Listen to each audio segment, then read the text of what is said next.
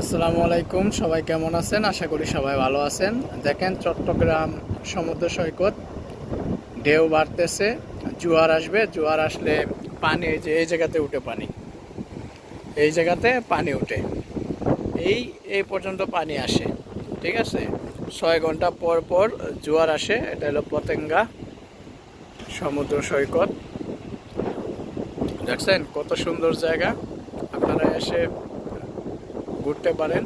অনেক সুন্দর জায়গা সমুদ্র সৈকত।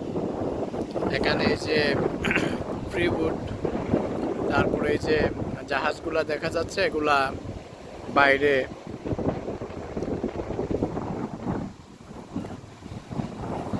জিনিসপত্র নেয়। এই বড় বড় জাহাজগুলা সবাই আসে, বেরিয়ে যান, অনেক ভালো লাগবে। এই যে জোয়ার আসতেছে, এগুলা সব